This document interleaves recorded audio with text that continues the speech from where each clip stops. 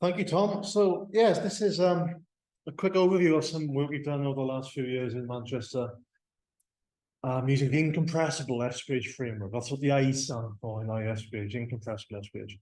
And in particular, I'll discuss two cases. One case where we looked at wave-drag interaction with ISPH, and another more recent case where we looked at developing a bubbly incompressible SPH flow. So basically try and model those really complex, vastly irrated flows you see in coastal engineering wave structure interaction cases. Okay, so I realize I've sort of named this talk with the kind of implicit implication that the two are combined together. They're not.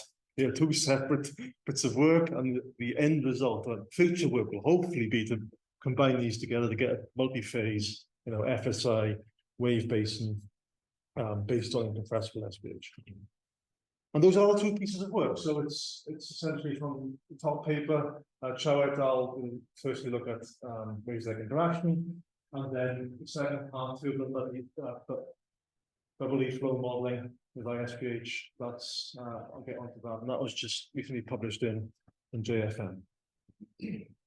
So on the first case then, so wave-like interaction, that's our setup. So we're following some experimental work that was done previously by Fine and Gould in 2019, and we mimic that experimental case on top pretty close to, well, as close as we can read numerically. The experimental case has a fixed set, partially immersed in the tank, and we look at a couple of different drafts, and the pressure at the depth, as you can see, is just scattered with some pressure probes to take lots of nice pressure measurements. I'm not entirely sure why I put this slide up, because we're all experts in SPH. I guess there's some people online maybe as well, and maybe in the room who aren't. But anyway, I'm not going to spend any time on this particle method. The main message of this talk is we're using the incompressible formulation. So Tom gave us a very nice talk earlier on the artificial compressibility approach, and mentioned the incompressible version in this talk. And this year, that will do the approach of solving the pressure constant equation to get really quite smooth pressures. And this is just one example of recent work looking at some offshore engineering applications. So this is single phase, three-dimensional breaking wave interaction with fixed cylinder, accelerated on a single GPU. Okay, and as you can see, as Tom demonstrated, if you are careful with how you treat your SPH and look after your pressure, you can actually get very smooth pressure fields with minimal acoustic noise. Basically by taking some care with the pressure solution. So what are the equations? A quick summary. So it's sort of Navier-Stokes, it's incompressible, and we're using the classical, I'd call it, projection method, where we end up ultimately with a pressure passing equation that's given up there, which we solve implicitly using standard sort of linear solid techniques by CG step, I believe. And so that's solved every time step, and then we've got station crystallization operators, which are pretty standard in SPH. We've got consistent, first order consistent operator for the gradient, and we use a first order consistent operator also for the plasma. Now this becomes actually quite important for wave propagation studies, because the plasmas in particular in SPH can be quite erroneous. I mean, they're prone to quite a lot of numerical error. So if you can correct that as much as possible, especially when you've got long time wave propagation problems, that becomes really quite beneficial, at least we've found. So by correcting the capacity as much as you can, that's what this long expression does, then we find this helps quite a lot. As I see it, if you took away this second line, you'd be left basically with the standard SPH for Potassium, but that would be too error prone for us. And that's essentially it. That's the, in one slide, that's the essence of the numerical model. But we do have extra stabilization techniques like particle shifting, which has been mentioned, and we find again that to be essential to keep the simulation stable and to make sure particles are well spaced as the simulation evolves. So let's just see how this performs. So comparing wave profile results, for example, at various times, you can see good agreement. So the top is the SPH, and we're plotting vorticity because it's interesting to see the vorticity formed in this problem, especially at the corners, front and back. And you can see the overtopping process is captured pretty well. We get at the right instant in time, we get the right sort of behavior as the overtopping comes off the other side and forms this, well, this bubbly spray at the other side of the deck. So this is pretty well mastered experiment. Of course, this simulation is completely 2D, but of course it's 3D. But for a 2D simulation, at the trailing edge of the deck, we're getting a pretty good representation of what's going on physically. And importantly, the pressures are also pretty clean. We get as expected, when we get low pressure regions, for example, where you've got high degrees of vorticity, but it's really quite encouraging. Comparing them with the experiment, we've also considered comparison with linear wave theory for this problem. So you can assume these are focus waves, I should have said. Okay, so the waves focus at the deck center. Some waves are more linear than others. So I guess the ones I've highlighted yellow, they are the more linear cases. But you can do, surprisingly, you can do an awful lot with linear theory and get some really decent results. Okay, so for various pressure probes across the deck, we find linear theory in this case, we find the SPH, we find the experimental measurements are all in pretty good agreement. Okay, and we've looked at SPH at a range of different resolutions as well. And the same applies for the nonlinear case. When we look at slightly steeper waves, the same applies. SPH giving us pretty good agreement with the experimental pressure probe measurements for a range of different positions and yeah, across a range of different wave parameters. I should also say we look at two different drafts as well, two different degrees of immersion of the deck in the wave base.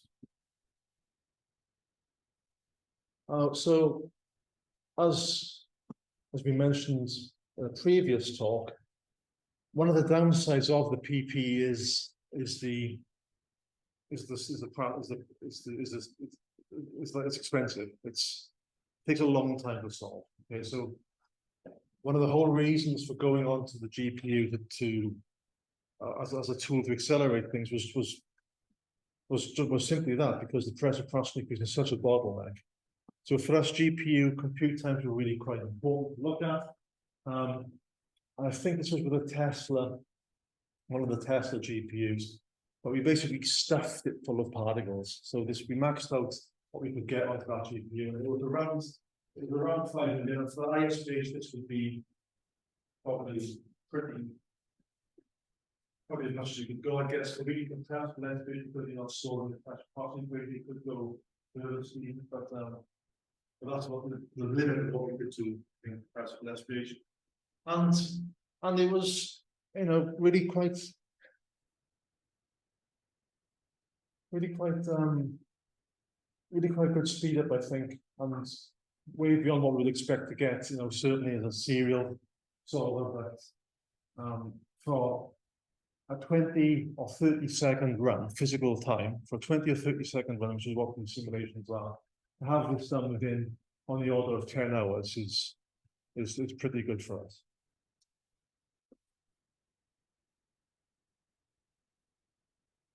Okay, so that was part one. If I now go on to part two and how we've approached the introduction of the multi-phase bubbly aspect. As we know, in real life, for breaking waves, we get extreme deformation in the wave profile. We get this entrainment of a large degree of bubbles, as we saw within the experimental case just now.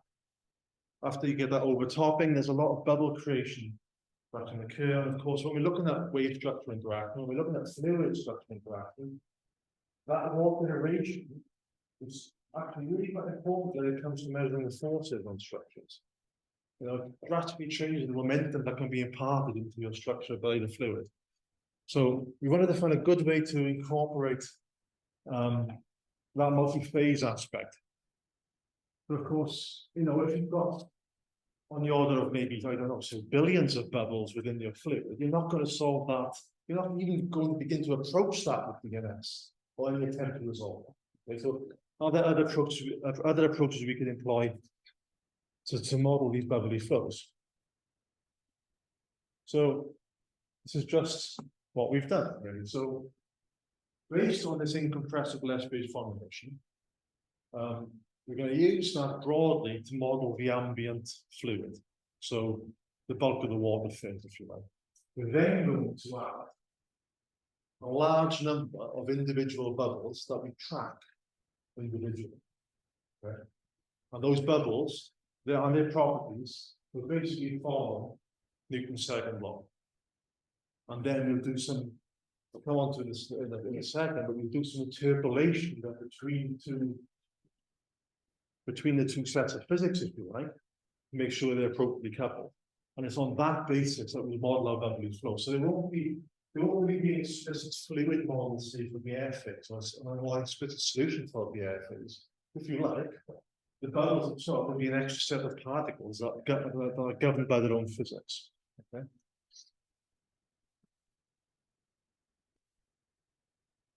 So in this case, these are the governing equations. Now I will say that yes, this method is based on the incompressible SPH framework, but the fluid is not actually modeled as incompressible. It's modeled as, I guess, weakly compressible, but in the implicit sense. So we've got something akin to a pressure Poisson equation, but we've got essentially, due to that time derivative term there, we've got a Helmholtz equation now for the pressure. So the pressure we get in is solved in a linear system implicitly, just like with the ISPH scheme, but now it's slightly compressible. Because I guess it has to be, because we've now got all these bubbles that we're going to entrain, and they will naturally have to, you know, allow some compressibility into the model. And so, yes, it's the incompressible framework, but modified to include some implicit compressibility as comes in through there. Okay. These equations are filtered. They're a large eddy simulation approximation, okay, because of course these breaking wave flows are incredibly high Reynolds number. They're going to be turbulent, so we model that turbulence through an LES approach, and we've got our sort of shear induced and a bubble induced turbulent viscosity that would appear in our viscous term. Okay. The alpha, of course, is important to note because that will be the volume fraction of our fluid. Because you've got a large amount of fluid, yes, but then the other part of the simulation will be the bubbly phase, which is governed then by a fairly simple set of equations. Newton's second law. Yeah.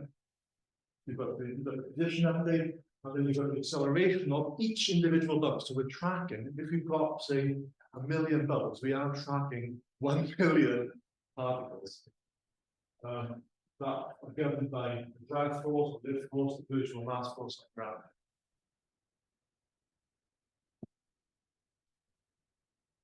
So if we just look at, forget we have bubbles for a second, and just look at the single phase LES SPH weakly compressible implicit SPH formulation, we can do some tests on this. So of course, checking kinetic energy is quite an important thing to do. So for a breaking wave, we can do that, and it's pretty good independence against particle resolution, which is promising. There's a breaking parameter that basically is based on energy dissipation for the breaking wave event. There's not been experimental data on that. There's been other simulations on that, and our agreement with experiment and other simulations on that breaking parameter and the rate of dissipation is in good agreement. So, as a quick sort of overview of the coupling, then, if you want to now introduce the bubbles, this is how it's really going to go. So, I'm not going through this in a huge amount of detail, the liquid will impart at various different stages by SPH interpolation a load of different quantities to the bubbles. In turn, then, the bubbles will have their own equation of motion. They'll have a breakup model, for example. There'll be an entrainment model to produce more bubbles as the wave breaks. There's also free surface interaction models, because how do the bubbles behave as they approach a free surface? What do we do there? And also the bubbles have their own subject to turbulent fluctuations in the fluid, but also influence turbulence themselves. So I haven't got the time to go through each and all of these, because physics involved is quite in depth, and we simply haven't got the time. But I will mention a couple of them. But there's a lot of physics going on here at this bubble scale, that then links back in the macroscopic fluid through things like the alpha parameter. So the number of bubbles you have near an SPH particle, that will influence the volume fraction of water on that SPH particle. Similarly, those bubbles will carry the momentum that can be reduced into a body force in the SPH ambient fluid momentum equations. And I've mentioned also the influence of turbulent viscosity as well. Okay. So just to comment quickly on how we create and break up the bubbles as the wave breaks. So we create them based on an energy balance, basically. So as the wave breaks, you're going to get an increase in your turbulence dissipation rate. So that will give us, we'll assume that's the main mechanism for the creation of bubbles. Okay? So there'll be an available energy that will be proportional to this turbulent dissipation rate. So when you've also, aside from that, you've also got a surface energy that each bubble will have. Okay?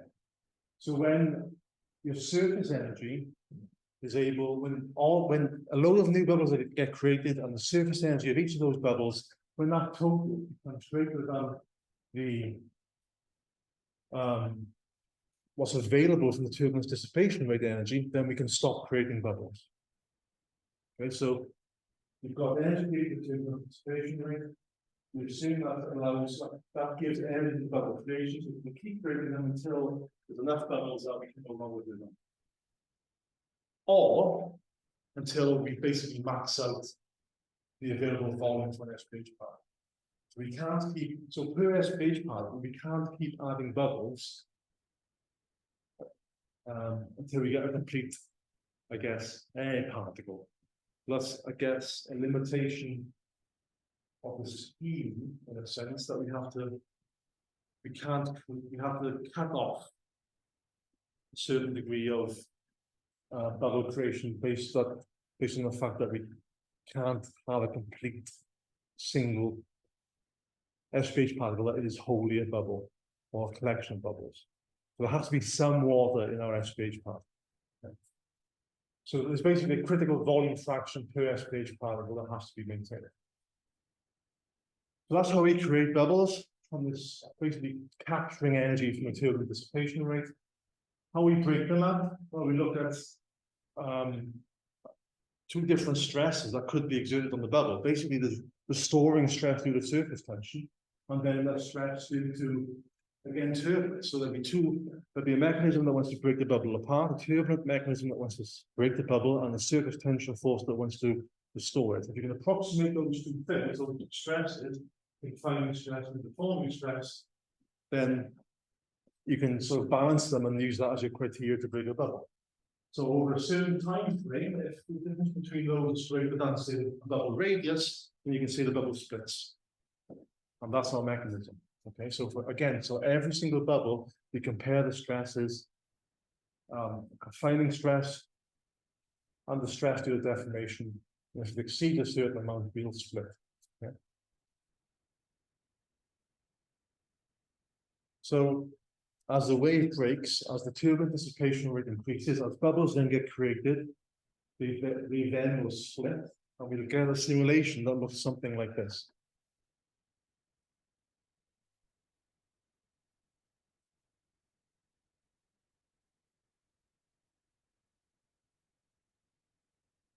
So the red particles you see are bubbles, scaled on a non-dimensional scale, scaled by something called the Higgs scale, which is the smallest bubble that can sort of stand exposure to the turbulent stresses. I'll just play that again because I quite like that.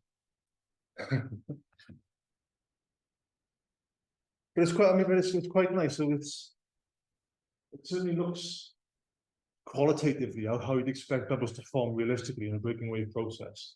And the physical mechanisms beneath that are as realistic as they can in this context, at least.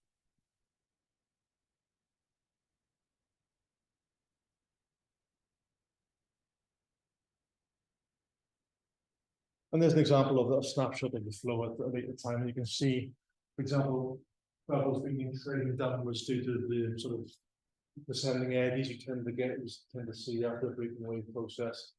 So this, I should say, is also in 3D as well, with thin slice in the third dimension. So as it should be for a truly turbulent breaking wave flow. So that was certainly qualitative.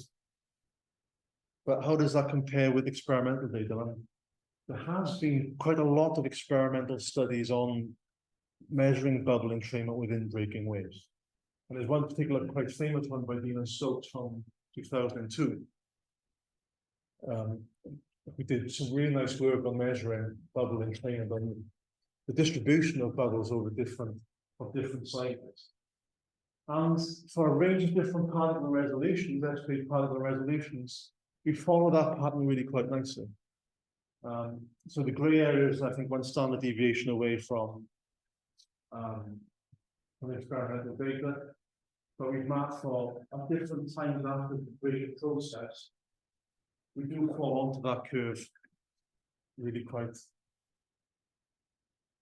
nicely, which, given the number of different physical elements in this model, you've got a completely separate, if you like, bubble model with a range of different physical components. You've got an implicit compressible SPH, you've got interpolation between the two, all that together still does produce something that agrees really quite well with what's observed in experiment. So we were quite pleased with that. So we've got two different scenarios that we've looked at recently within this incompressible SPH framework. The agreement with experiment for the wave deck case, the agreement with experiment for the bubbly wave case was, in both cases, very good. And the next step then is basically to combine the two. So we've got a model now for multi-phase bubbly flows. We've got a model, a wave basin, single phase wave basin model. So we now bring the two together to really help us predict with high fidelity the forces you're likely to get due to irradiated waves on forces, on structures in offshore due to wave impact. So if anyone would like any more information on this, please have a look at those papers. But otherwise, thank you very much.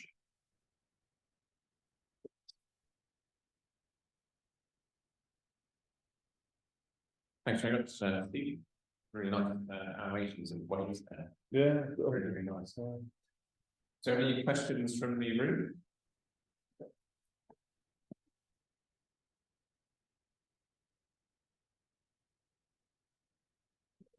Bubbly work, is that single? Sorry? Is that single pet? The bubbly work is a single pet. Sorry, single pet. Well, it's, I guess we have to be. Yeah, that's what I thought. The follow-up question is, I wasn't just doing something stupid. No. Is in the context of a proper multi-phase simulation, as all SPH, how does it all interact? Because I assume at that point, if the formulations are based around a fluid particle, then the air particle obviously must win that because that's part of the environment of the bubble, right? So yeah. So I guess, maybe I'm wrong to say it's single phase because there is there's a volume fraction there. Uh, So that's tells you how much air slash Yeah, water. so I guess, yeah, But we don't model. yeah, It's not multi-phase. Yeah, Yeah, exactly. It's not multi-phase. Essentially, you usually know it because we're not modeling the other half of that volume fraction. The other half of that volume fraction is interpolated from the bubble layer. So, So I guess follow on questions then. Is there potential in the future of a multi sort of resolution ISPH multi-phase simulation to capture bubbles implicitly in the method? And which do you think would be the best approach going forward? I think no, it's a really good question and it's future work because we need the two.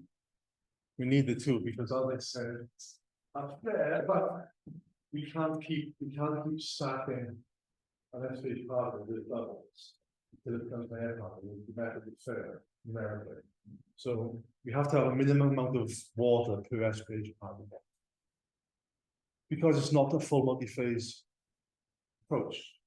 So what we need is both. For large air pockets, we need to model that air via say SPH or different approach, but then as the air pockets and the bubbles get smaller, and this is where this method comes in. So you notice, in the breaking wave simulations, you'd also get around this point, you'd also get an entrapment of that air that would itself break up into smaller bubbles. But we can't, with this approach, we can't model that. So to model that in those larger air pockets, that's the next stage. How bubbles get created currently is purely by this energy balance argument by the turbulent dissipation rate. Yeah, this is really nice. This reminds me of a conversation Andrews. Right, yeah. So the bubbles propagate into their equation of motion, the forces on them, and then they influence the particles that they interact with. So what you need is modeling this larger volumes. Well, as you know, Tom, background grid. Probably, that's what I was thinking. Yeah, probably. Put those two things together. Yeah. Really nice. Yeah. Keen to do that. That was really good fun. And this also feeds into like into the question, right? If you were to introduce the bubbles there, small bubbles would go straight into the small element, and if they're larger, then they would go by that whole small bubbles. So all the tools do that actually to it's conceivably Well, that's exactly where this model fits. There's already many multi-phase tools out there for large air pockets where you're resolving or trying to resolve the air phase. This is all about what the small bubbles do. And I'm talking small, these bubbles could be on the order of, approaching microns. This is sort of, the bubble sizes here are, they range over several orders of magnitude. Yeah. It's the stuff you would never be able to capture or wouldn't want to capture by direct simulation. So the approach of ISPH that we listed, compressibility, that's really good as well. Yeah, and there's benefits to that as well because you can use physical speed of sound. Yeah. There's some useful simulations. I saw experimental results. It's for liquid gas transporter ships, and they're done a huge weather experiment in training data there. And then the way consists of basically bubbling water hitting the wall of the tank, and you can see a shockwave propagating because the air water mix is compressible. All those bubbles have been compressed, you get a sort of shock propagating through the bubbly water, which is really interesting. That's the kind of thing I guess we've never seen starts super. Yeah, potentially it's not such a good case to try because theoretically the physics is built in to do that. You've got compressible ambient fluid. When the experiment goes to the calculation point, using the properties of the aerated water, the shock speed is essentially what most would expect. So equal from that shock coming on the corner of the water tank, which is a strange thing. But some stuff that's presented at an announcement.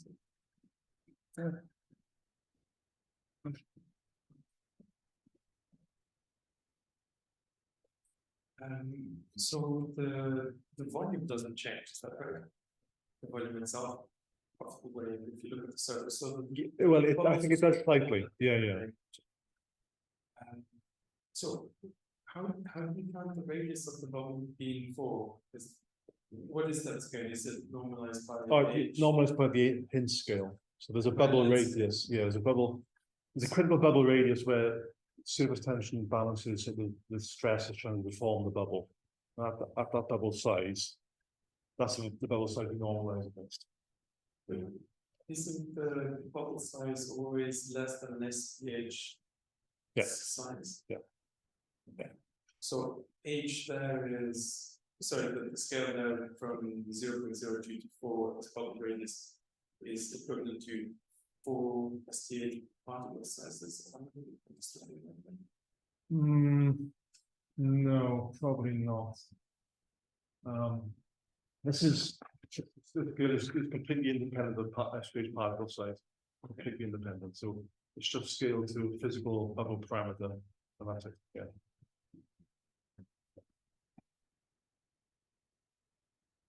Stephen, are there any questions online? No.